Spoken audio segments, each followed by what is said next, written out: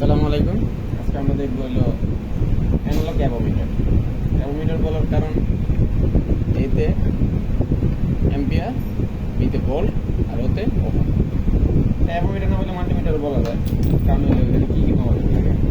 DC ampere, DC volt, null, DC volt, AC volt, capacitance, এখানে হলো resistance, এই যে ওহম।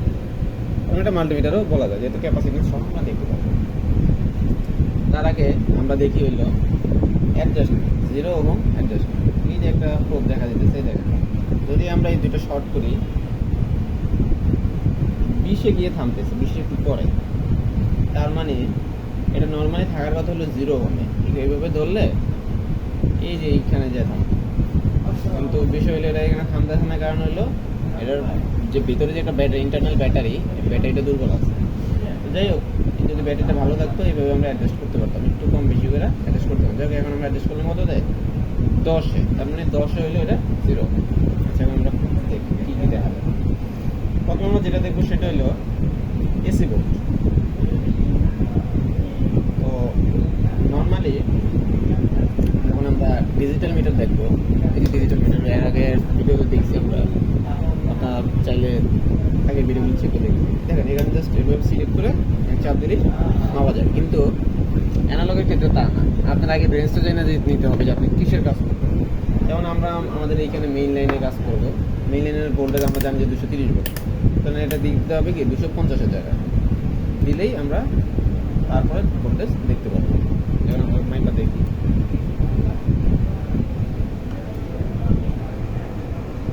ঠিক আছে, এই 230 ভোল্ট। আমরা যদি এখানে কম বেশি দিই তাহলে প্রবলেম দেখা দিতে পারে, মিটারের সমস্যা দেখা দিতে পারে। সুতরাং এইসব মিটার না জেনে কাজ না করাই ভালো। আচ্ছা, গেল ডিসি ভোল্ট আমরা দেখাতে পারবো না, কারণ আমাদের এখানে ডিসি ভোল্টেজের সোর্স নাই। ডিসি ভোল্টেজের সেম জিনিস, জাস্ট যেখানে আমরা ভোল্টেজ মাপবো সেখানে, যেমন মনে করেন এই দুইটা প্রান্তের ভোল্টেজ মাপবো, এই দুইটা প্রান্ত হিসেবে ধরলেই মোটামুটি হয়ে যাবে। আচ্ছা, এরপর আসে হলো ডিসি অ্যাম্পিয়ার। ডিসি অ্যাম্পিয়ার এখন আমরা দেখাতে পারতেছি না, তো আমরা যেটা দেখাতে পারবো সেটা হলো রেজিস্ট্যান্স। যেমন মনে করেন এই যে একটা রেজিস্টার হলো 680 ওহম, তো 680 ওহম, তাহলে এটা আমরা 100-এর মধ্যে গুণ দিই।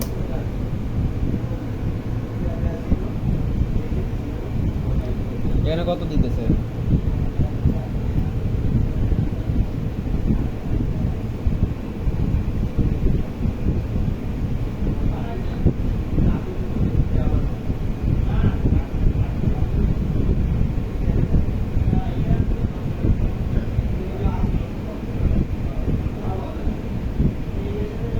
এই যে দেখছেন 680, যদি 100 গুণ দিচ্ছি তাহলে দেখা যাবে 6.8 করে, এই যে দেখা দিয়েছে।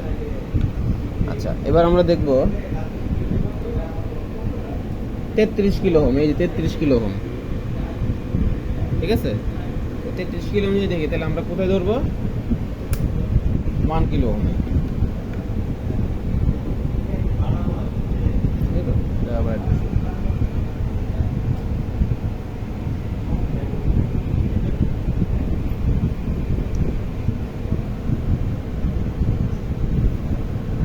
মোটামুটি মান দেখা যাবে, ঠিক আছে।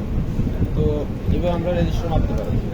রেজিস্টার ছাড়াও এটা দিয়ে আমরা বিভিন্ন রকম যে ইলেকট্রনিক্স কম্পোনেন্ট, যেগুলো হলো প্যাসিভ টাইপ, ইউনিলিটাল বাইরের অনেক কথা আছে, এত কিছু বোঝার দরকার নেই। মানে প্যাসিভ টাইপ যেগুলো, মানে যেগুলোকে আমরা বাইরে থেকে ভোল্টেজ দিলে অ্যাক্টিভ হয়, সারা অ্যাক্টিভ হয় না, যেমন ডায়োড, তারপরে হলো যে আইসি টাইপ কিছু ভোল্টেজ রেগুলেটর আছে, এই যে আইসি আছে কিছু, তারপরে এই পাশে কিছু মসফেট আছে, এগুলো আমরা চেক করতে পারি। কীভাবে? এই যে মাল্টিপ্লায়ার 1-এ দিয়া, এই দেখেন এই যে ডায়োডের, এই দেখেন এটা হলো ডায়োডের নেগেটিভ, এই যে মার্ক করা এটা নেগেটিভ, এগুলো পজিটিভ, এখানে কোনো কিছু দেখাবে না। নেগেটিভ যে মার্ক করা, ওইখানে যদি আমি ব্ল্যাক প্রুফ ধরি আর অপরান যদি এই যে রেড প্রুফ ধরি, তাহলে কোনো ভ্যালু দেখাবে না, দেখা দিয়েছে না। যদি ঘুরাই ধরি তাহলে একটা ডিফ্লেক্ট দিতেছে, তার মানে এটা ঠিক আছে।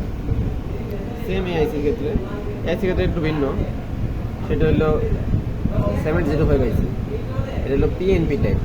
এই যে পজিটিভে পি, তারপরটাতে এন ধরলাম, ভোল্টেজ দেখে মানে একটা ডিফ্লেক্ট দেখে দিয়েছে, আবার পরেরটা পি, ওইটা তো ধরলাম ডিফ্লেক্ট দেখে যাচ্ছে, কিন্তু উল্টাভাবে যদি ধরি কোনো ডিফ্লেক্ট দেখাবে। ঠিক আছে, সেম হলো মসফেটের ক্ষেত্রে। এই যে মসফেটের শুধু ড্রেনার সোর্সে একটা ডিফ্লেকশন দেখাবে। ঠিক আছে, এই যে ড্রেন সোর্সে ডিফ্লেক্ট দেখাবে, তাছাড়া কোনোভাবে দেখাইতেছে না। ঠিক আছে, আরেকটা হলো ক্যাপাসিটর চার্জ ডিসচার্জের যে ওইটা, এই যে ক্যাপাসিটর সি ধরলাম, এই যে আমার বড় বড় একটা ক্যাপাসিটর আছে, এগুলো ভালো আছে কি দেখ।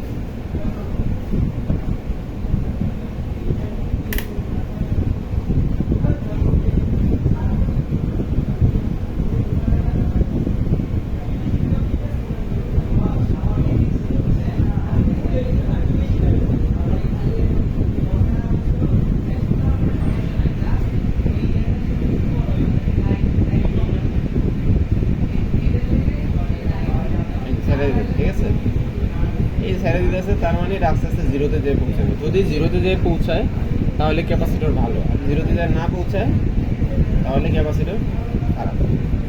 এখন এখানে দুই রকম হইতে পারে, একটা হইলো জিরোতে আছে তো জিরোতে আছে, শুরুতেই জিরোতে আছে, আরেকটা হইলো একবারে ইনফিনিটিতে আছে তো ইনফিনিটিতেই আছে, আর প্রণাম নেই, মোটামুটি এটা ভালো আছে। ঠিক আছে, আজকের জন্য একটুকুই, আমরা খুব শীঘ্রই নেক্সট ভিডিও নিয়ে আপনাদের কাছে আসবো। Thank you.